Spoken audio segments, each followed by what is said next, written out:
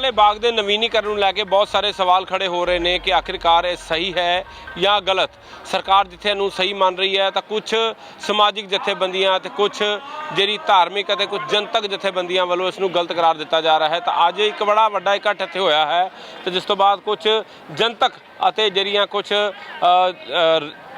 किसान जथेबंदियां ਦੇ आगू भी अज ਇੱਥੇ ਪੁੱਜੇ ਨੇ ਜਿਨ੍ਹਾਂ ਨਾਲ ਅਸੀਂ ਗੱਲਬਾਤ ਕਰਾਂਗੇ ਤਾਂ ਉਹਨਾਂ ਨੂੰ ਜਾਣਾਂਗੇ ਕਿ ਆਖਿਰਕਾਰ ਗਲਤ ਕੀ ਹੈ। ਤਾਂ ਸਾਡੇ ਨਾਲ ਰਮੇਸ਼ यादव ਜਾਂ ਹੋਰ ਵੀ ਕੁਝ ਜਿਹੜੇ ਹੋਰ ਕਿਸਾਨ ਆਗੂ ਨੇ ਉਹ ਵੀ ਇੱਥੇ ਮੌਜੂਦ ਨੇ।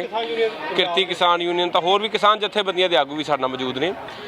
गलत की है सरकार ने एक चीज़ जी सी पुरानी क्योंकि पिछला भी जो ढांचा तैयार किया गया सी वो देश की आज़ादी तो बाद होया हुण सरकार ने इनू एक नवा रूप दिता फुटफॉल लोगों की वधी है पर तुहानू इतराज़ क्यों है? इतराज़ पहला गली की जाते इतराज़ है कि अगे भीड़ी गली से तुसीं उत्थे जड़ियाँ मूर्तियां बनातियां ने मूर्तियां की कोई अहमियत है जे मूर्तियां बनानियां सी तो उन्हां लोकां दी बनानी सी जिहड़े लोग शहीद होए सी जां वो जी नहीं मूर्तियां च इतराज़ की है क्योंकि मूर्तियां देखो मेरी गल सुनो जो सरकार कह रही है कि ਜਿਹੜੀਆਂ मूर्तियां ने ਇਹ ਇੱਕ ਦ੍ਰਿਖ ਦਿਖਾਉਂਦੀਆਂ ਨੇ ਕਿ ਜਦੋਂ ਲੋਕ ਇਸ ਜਲਿਆਂਵਾਲੇ ਬਾਗ ਦੇ ਸਾਕੇ ਦੇ ਵਿੱਚ ਜਦੋਂ ਲੋਕ ਅੰਦਰ ਐਂਟਰ ਹੋਏ ਤੇ ਇਸ ਤਰੀਕੇ ਨਾਲ ਐਂਟਰ ਹੋਏ ਸੀ ਜਦੋਂ ਜਨਰਲ ਡਾਇਰ ਨੇ ਆਪਣਾ ਜਿਹੜਾ ਕਰੂਰ ਵਰਤਾਵਾ ਇੱਥੇ ਕੀਤਾ।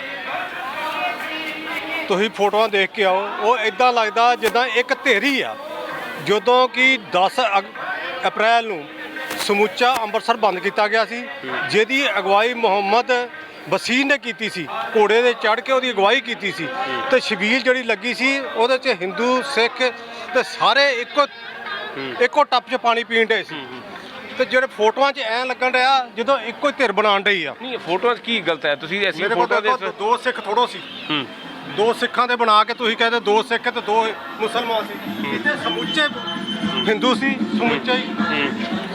ਤੁਸੀਂ ਵੇਖ ਸਕਦੇ ਹੋ ਕਿ ਜਿਹੜੀ ਚੀਜ਼ ਤੁਹਾਨੂੰ ਦਿਖਾ ਰਹੇ ਆ ਨਹੀਂ ਦੋ ਸਿੱਖ ਸੀ ਕੀ ਮਤਲਬ ਕੀ ਹੈ ਜੋ ਤੁਸੀਂ ਇਹ ਫੋਟੋਆਂ ਦਿਖਾਈਆਂ ਜਾ ਰਹੀਆਂ ਨੇ ਉਹ ਇਦਾਂ ਲੱਗਣ ਦੋ ਹੀ ਸਿੱਖ ਸੀ ਲੜਨ ਵਾਲਿਆਂ 'ਚ ਤੇ ਦੋ ਹੀ ਮੁਸਲਮਾਨ ਸੀ ਜਦੋਂ ਕਿ ਸਮੁੱਚਾ ਅੰਮ੍ਰਿਤਸਰ ਦੇ ਜਿਹੜੇ ਲੋਕ ਸੀ ਉਹ ਹਿੰਦੂ ਸਿੱਖ ਤੇ ਮੁਸਲਮਾਨ ਬਹੁਤ ਗਿਣਤੀ ਸੀ ਹਿੰਦੂ ਤੋਂ ਮੁਸਲਮਾਨ ਜ਼ਿਆਦਾ ਗਿਣਤੀ 'ਚ ਸੀ ਉਸ ਟਾਈਮ ਲੇਕਿਨ ਦੋ ਸਿੱਖਾਂ ਦੀ ਫੋਟੋ ਦਿਖਾਤੀ ਤੇ ਦੋ ਮੁਸਲਮਾਨਾਂ ਦੀ ਦਿਖਾਤੀ ਇਹ ਕੀ ਦਿਖਾਉਣਾ ਚਾਹੁੰਦੇ ਹੈ ਇਹ ਦੂਜਾ ਅਸੀਂ ਜਦੋਂ ਉਹ ਜਿਹੜੀ ਫੋਟੋ ਉਹਦੇ 'ਚ ਵੀ ਸਾਨੂੰ ਇਤਰਾਜ਼ ਆ ਕਿ ਜਾਂ ਤਾਂ ਪਾਣੀ ਦੇ ਉਦਮ ਸਿੰਘ ਦੀ ਫੋਟੋ ਉਦਮ ਸਿੰਘ ਜਾਤ ਕਹੇ ਕਿ ਹਾਂ ਜੇ ਮਿੱਟੀ ਦੇ ਮੱਥਾ ਟੇਕਣ ਡਿਆ ਕਿ ਮੈਂ ਮਿੱਟੀ ਦੀ ਸਹੁੰ ਖਾ ਰਿਹਾ ਅਸੀਂ ਮਿੱਟੀ ਫੜ ਜਿੱਦਾਂ ਐਂ ਦੇਖਣ ਜਿੱਦਾਂ ਭਿਖਾਰੀ ਆਈ ਨਹੀਂ ਉਹ ਅਗਰ ਅਸੀਂ ਹੁਣ ਜਿਸ ਤਰੀਕੇ ਨਾਲ ਮੈਂ ਆਪਣੇ ਕੈਮਰਾਮੈਨ ਨੂੰ ਕਹਾਂਗਾ ਕਿ ਉਦਮ ਸਿੰਘ ਦੀ ਫੋਟੋ ਦਿਖਾਵੇ ਸੀ ਤੇ ਚਰਚਾ ਵੀ ਕਰ ਰਹੇ ਹਾਂ ਅੱਜ ਸਾਰੀਆਂ ਉਦਮ ਸਿੰਘ ਦੀ ਜਿਹੜੀ ਤਸਵੀਰ ਹੈ ਜਿਹੜੀ ਇੱਕ ਸਟੈਚੂ ਬਣਿਆ ਉਹਦੇ 'ਚ ਉਹਨਾਂ ਵੱਲੋਂ ਕਿਹਾ ਗਿਆ ਕਿ ਜਿਹੜੇ ਹੱਥ ਜਿਹੜਾ ਪਰਟੀਕੂਲਰ ਹੱਥ ਦੇ ਉੱਤੇ ਜ਼ੂਮ ਕੀਤਾ ਜਾਵੇ ਹੱਥ ਦੇ ਵਿੱਚ ਮਿੱਟੀ ਫੜੀ ਬਕਾਇਦਾ ਤੌਰ ਤੇ ਦੇਖੋ ਖੂਨੀ ਮਿੱਟੀ ਹੈ ਕਿ ਉਹਦੀ ਮਿੱਟੀ ਦੀ ਸਹੁੰ ਜਿਹੜੀ ਉਦਮ ਸਿੰਘ ਨੇ ਖਾਧੀ ਸੀ ਜੋ ਨਹੀਂ ਜੋ ਉਹ ਕਹਿ ਰਹੇ ਮੇਰਾ ਸਵਾਲ ਹੈ ਕਿ ਅਸੀਂ ਅੱਜ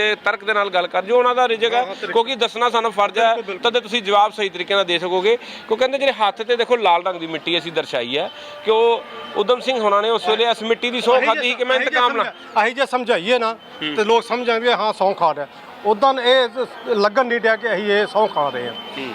ਸਾਡਾ ਇਹ ਦੂਜਾ ਇਤਰਾਜ਼ ਆ ਜਿਹੜੇ ਅਸੀਂ ਕਾਊਂਟਰ ਖੋਲ੍ਹਣ ਲੱਗੇ ਹਾਂ ਕਾਊਂਟਰਾਂ ਦਾ ਕੋਈ ਮਤਲਬ ਇਹ 20 ਲੱਖ ਰੁਪਇਆ 20 ਲੱਖ ਰੁਪਏ ਦਾ ਮਹਾ ਇਹ ਕੰਮ ਕੀਤਾ ਉਹ 20 ਕਰੋੜ ਰੁਪਇਆ ਕਹਿਣ ਅਸੀਂ ਲਾਤਾ ਇਹ 20 ਲੱਖ ਦਾ ਕੰਮ ਨਹੀਂ ਹੈਗਾ ਜਿਹੜਾ ਤੁਸੀਂ ਇੱਥੇ ਲਾਇਆ ਇਹ ਜਿਹੜਾ ਕਾਊਂਟਰ ਖੋਲ੍ਹਣ ਦੇ ਲੋਕਾਂ ਨੂੰ ਆ ਕੇ ਅਸੀਂ ਦਿਖਾਉਂਦੇ ਇਤਿਹਾਸ ਸਾਡਾ ਕੀ ਆ ਉਹ ਇਤਿਹਾਸ ਨੂੰ ਤੁਸੀਂ ਮਿਟਾ ਰਹੇ ਹੋ। ਤੁਸੀਂ ਜਾਓ ਜਿੱਥੋਂ ਜਨਰਲ ਡਾਇਰ ਨੇ ਗੋਲੀ ਚਲਾਈ ਸੀ ਜਿੱਥੇ ਅਸੀਂ ਇੱਕ ਸਟੈਚੂ ਬਣਾਇਆ ਸੀ ਕਿ ਇੱਥੋਂ ਜਨਰਲ ਡਾਇਰ ਚਲਾ ਰਿਹਾ ਉਹਨੂੰ ਅਸੀਂ ਥੱਲੇ ਦਿਖਾਤਾ ਡਿਜ਼ਾਈਨ ਬਣਾਤਾ ਕ੍ਰਾਸ ਕਰਤਾ ਕਿ ਇੱਥੋਂ ਚਲਾਉਣ ਡਿਆ ਅਸੀਂ ਤਾਂ ਕੋਈ ਦੱਸਣ ਨਹੀਂ ਡੇ ਜਿਹੜਾ ਖੂਹ ਆ ਖੂਹ ਨੂੰ ਅਸੀਂ ਸਜਾਤਾ ਜਿੱਦਾਂ ਕਿ ਸ਼ੋਅ ਪੀਸ ਤੇ ਦਿਖਾਤਾ ਕਿ ਹਾਂਜੀ ਜਦੋਂ ਕਿ ਉਹ ਪਰ ਯਾਦਵ ਸਾਹਿਬ ਮੇਰਾ ਸਵਾਲ ਹੈ ਵੈ ਕਿ ਉਹ ਕਹਿੰਦੇ ਜੀ ਫੁੱਟਫਾਲ ਵੱਧ ਗਈ ਹੈ ਕੋਈ ਫੁੱਟਬਾਲ ਲੋਕ ਆਣੇ ਵੱਧ ਗਏ ਨੇ ਆਉਣ ਨੂੰ ਜਨਤਾ ਵਧੀ ਜਾਣ ਡੇ ਜਨਤਾ ਦੇ ਕਹਿਣ ਡੇ ਜਨਤਾ ਤੇ ਇੱਥੇ 2 ਲੱਖ ਰੋਜ਼ ਦਾ ਆਉਣ ਡਿਆ ਸੀ ਕਿਤੇ ਮੱਥਾ ਟੇਕਣ ਲਈ ਉਹ ਮੱਥਾ ਟੇਕਣ ਦੇ ਬਾਅਦ ਇੱਥੇ ਆ ਕੇ ਦਰਸ਼ਨ ਵੀ ਕਰਦਾ ਰਿਹਾ ਕਿ ਅਸੀਂ ਇੱਥੋਂ ਵੀ ਹੋ ਕੇ ਜਾਈਏ ਜੇ ਤੁਸੀਂ ਟਿਕਟਾਂ ਲਾ ਦੋਗੇ ਲੋਕਾਂ ਨੂੰ ਕਿਸੇ ਤੇ ਇਹ ਟਿਕਟਾਂ ਲਾ ਕੇ ਕੀ ਦਿਖਾਉਣਾ ਚਾਹੁੰਦੇ ਹੋ ਕੀ ਖਰਚਾ ਉਦੋਂ ਵੀ ਚੱਲਦਾ ਰਿਹਾ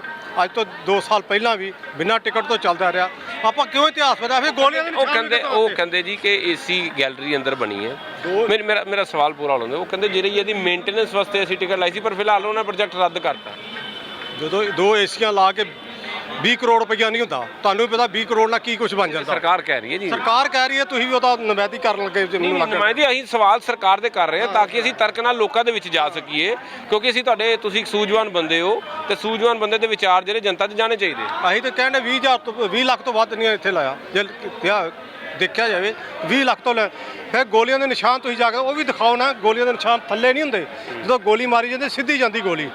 ਜੇ ਗੋਲੀਆਂ ਦੇ ਨਿਸ਼ਾਨ ਤੁਸੀਂ ਥੱਲੇ ਕਰਤੇ, ਜ਼ਮੀਨ ਉੱਚੇ ਕਰਤੀ ਹੈ, ਕੀ ਬੱਚਿਆਂ ਨੂੰ ਦਿਖਾਓਗੇ ਕਿ ਗੋਲੀ ਉੱਤੋਂ ਜਾ ਕੇ ਫਿਰ ਥੱਲੇ ਮੁੜੀ ਹੈ ਗੋਲੀ? ਜਿਹੜੇ ਖੂਹ 'ਚ 120 ਬੰਦੇ ਉਹ ਨਿਸ਼ਾਨ ਤੁਸੀਂ ਮਿਟਾਤੇ, ਤੁਸੀਂ ਉਹਨੂੰ ਸ਼ੀਸ਼ੇ ਨਾਲ। ਜਿਹੜਾ ਪਹਿਲਾਂ ਵੀ ਖੂਹ ਬਣਿਆ ਸੀ ਉਹ ਵੀ 1947 ਤੋਂ ਬਾਅਦ ਬਣਾਇਆ ਗਿਆ ਸੀ, ਕੋਈ ਜਿਹਨੂੰ ਸ਼ਹੀਦੀ ਕੂਏ ਦਾ ਨਾਂ ਦਿੱਤਾ ਗਿਆ ਸੀ। ਖੂਹ ਉੱਦਾਂ ਹੀ ਸੀ, ਬੜੀ ਚਿਰ ਤੱਕ ਉੱਦਾਂ ਹੀ ਰਿਹਾ। ਕਈ ਵਾਰੀ ਉਹਦੇ ਚਾਰੇ ਪਾਸੇ ਥੋੜੇ ਕੰਧ ਅਸੀਂ ਕਰ ਦਿੰਦੇ ਰਹੇ, ਸਾਨੂੰ ਚਾਹੀਦਾ ਸੀ ਥੋੜਾ ਉੱਚਾ ਕਰ ਦਿੰਦੇ, ਕੋਈ ਠੀਕ ਸੀ ਕਿ ਲੋਕ ਡਿੱਗਣ ਨਾ, ਲੇਕਿਨ ਉਹਨੂੰ ਉੱਦਾਂ ਹੀ ਰਹਿਣ ਦੇਣਾ ਚਾਹੀਦਾ ਸੀ, ਇੱਕ ਨਿਸ਼ਾਨੀ ਰਹਿਣ। ਹੁਣ ਸਾਡੇ ਨਾਲ ਕੁਝ ਹੋਰ ਆਗੂ ਮੌਜੂਦ ਨੇ, ਕੀ ਕਹਿਣਾ ਚਾਹੋਗੇ? ਕਿਸਾਨ ਯੂਨੀਅਨ ਵੱਲੋਂ ਤੁਸੀਂ ਹੋ ਤਾਂ ਕੀ ਤੁਹਾਡਾ ਇਤਰਾਜ਼ ਹੈ? ਇਤਰਾਜ਼ ਸਾਡਾ ਸਭ ਤੋਂ ਪਹਿਲਾਂ ਤੇ ਇਹੀ ਆ, ਅਸੀਂ ਜਗਬੰਦ ਟੀਵੀ ਦਾ ਪਹਿਲਾਂ ਤੇ ਧੰਨਵਾਦ ਕਰਦੇ ਹਾਂ ਜਿਹੜੇ ਅੱਜ ਇਸ ਭਖ ਦੇ ਮੁੱਦੇ ਦੇ ਉੱਤੇ ਗੱਲਬਾਤ ਕਰਨ ਲਈ ਆਏ ਨੇ। ਅੱਜ ਇਸ ਵਾਸਤੇ ਇੱਥੇ ਪ੍ਰੋਟੈਸਟ ਕੀਤਾ ਗਿਆ, ਇਸ ਵਾਸਤੇ ਅਸੀਂ ਇੱਥੇ ਧਰਨਾ ਲਾਇਆ ਗਿਆ ਕਿਉਂਕਿ ਇਹ ਜਿਹੜੀ ਸਾਡੀ ਜਲ੍ਹਿਆਂਵਾਲੇ ਬਾਗ ਦੀ ਪੁਰਾਣੀ ਧਰੋਹਰ ਸੀ ਉਹਨੂੰ ਵੀ ਮਿਟਾ ਕੇ ਰੱਖ ਦਿੱਤਾ। ਇੱਕ ਨਵੀਨੀਕਰਨ ਦੇ ਨਾਂ ਥੱਲੇ ਜੋ ਪੁਰਾਣਾ ਸਾਡਾ ਇੱਥੋਂ ਦਾ ਸੱਭਿਆਚਾਰਕ ਰਹਿ ਗਿਆ ਸੀ, ਜੋ ਇੱਥੇ ਕਤਲੇਆਮ ਹੋਇਆ ਸੀ ਉਸ ਟਾਈਮ 'ਤੇ ਸੰਨ 1919 ਦੇ ਵਿੱਚ, ਤੇ ਉਹਦੀ ਜਿਹੜੀ ਹੋਂਦ ਆ ਉਹਨੂੰ ਮਿਟਾ ਕੇ ਨਵੀਨੀਕਰਨ ਦਿੱਤਾ ਗਿਆ। ਨਵੀਨੀਕਰਨ ਦੇ ਨਾਲ ਇਹ ਸਾਰੀ ਧਰੋਹਰ ਨੂੰ ਜਿਹੜਾ ਵਾ ਵੀ ਅਦਲ ਬਦਲ ਕਰ ਦਿੱਤੀ ਗਈ। ਇਹਦੇ ਵਾਸਤੇ ਸਾਡਾ ਰੋਸ ਆ, ਧਰਨਾ ਵਾ ਵੀ ਇਹ ਕਿਉਂ ਨਹੀਂ ਹੋਣਾ ਚਾਹੀਦਾ। ਹਾਂਜੀ, ਪੁਰਾਣੀ ਜਿਹੜੀ ਦੇਖਿਆ ਉਹ ਰਹਿਣੀ ਚਾਹੀਦੀ। ਪਰ ਸਰਕਾਰ ਦਾ ਤਰਕ ਦੇ ਰਿਹਾ, ਕਿਉਂਕਿ ਸਰਕਾਰ ਵੀ ਬਹੁਤ ਸਾਰੀ ਗੱਲਾਂ ਕਹਿ ਰਹੀਆਂ ਨੇ। ਉਹ ਕਹਿੰਦੇ ਨੇ ਜੀ ਕਿ ਆਪਣਾ ਅਗਰ ਕਿਸੇ ਚੀਜ਼ ਘਰ ਨੂੰ ਵੀ ਬਦਲਣਾ ਪੈਂਦਾ, ਉਹਨੂੰ ਚੰਗੀ ਚੀਜ਼ ਦੇਖਣ ਵਾਸਤੇ ਆਪਣਾ ਲਿਆਉਣਾ ਪੈਂਦਾ, ਤੇ ਉਹ 'ਚ ਗਲਤ ਕੀ? ਅਸੀਂ ਪੁਰਾਣੇ ਜਿਹੜੀ ਇਮਾਰਤਾਂ ਨੇ ਉਹਨੂੰ ਸੰਭਾਲਣ ਲਈ ਇੱਕ ਕਮੇਟੀ ਬਣਾਈ ਹੋਈ ਹੈ, ਸੰਸਥਾਵਾਂ ਬਣਾਈਆਂ ਜਿਹਨੂੰ ਸਾਂਭ ਸੰਭਾਲ ਰੱਖਦੀਆਂ। ਜੇ ਉਹਨੂੰ ਬੁਲਾ ਕੇ ਇਹਨੂੰ ਸਾਂਭ ਸੰਭਾਲ ਉੱਦਾਂ ਹੀ ਰੱਖਦੀਆਂ ਤੇ ਸਾਨੂੰ ਕਾਹਦੇ ਇਤਰਾਜ਼ ਨਾਲ? ਸਾਨੂੰ ਕੋਈ ਇਤਰਾਜ਼ ਨਹੀਂ। ਇਹਨੂੰ ਵੀ ਇੱਦਾਂ ਹੀ ਰੱਖਦੀਆਂ, ਇੱਥੇ ਨਾ ਟਿਕਟਾਂ ਲਾਉਂਦੇ ਨਾ ਕੁਛ ਲੱਗਦੇ। ਹੁਣ ਕੈਂਸਲ ਕਰਤਾ। ਚਲੋ ਹੁਣ ਕੈਂਸਲ, ਜਦੋਂ ਲੋਕਾਂ ਦਾ ਜ਼ੋਰ ਪਿਆ, ਜਦੋਂ ਲੋਕਾਂ ਨੇ ਪ੍ਰੋਟੈਸਟ ਕੀਤਾ ਕਿ ਨਹੀਂ ਟਿਕਟਾਂ ਲਾਉਣੀਆਂ ਚਾਹੀਦਾ, ਲੋਕ ਆਉਂਦੇ ਨੇ ਦੇਖਣ, ਆਪਣੇ ਬੱਚਿਆਂ ਨੂੰ ਦਿਖਾਉਂਦੇ, ਆਪਣਾ ਇਤਿਹਾਸ ਦਿਖਾਉਂਦੇ ਨੇ, ਉਹਨੂੰ ਦੇਖਣਾ। ਲੇਕਿਨ ਤੁਸੀਂ ਗੋਲੀਆਂ ਦੇ ਨਿਸ਼ਾਨ ਕਿਉਂ ਨਹੀਂ ਦਿਖਾਉਂਦੇ ਕਿ ਜਿਹੜੇ ਥੱਲੇ ਦਿਖਾਤੀਆਂ ਤੁਸੀਂ ਗੋਲੀਆਂ ਜਿਹੜੇ ਨਿਸ਼ਾਨ ਉਹ ਥੱਲੇ ਚਲੇ ਗਏ ਨੇ? ਇਹਨੂੰ ਕਾਹਦੀ ਕੀ ਲੋੜ ਸੀ ਸਾਨੂੰ ਕਰਨ ਦੀ?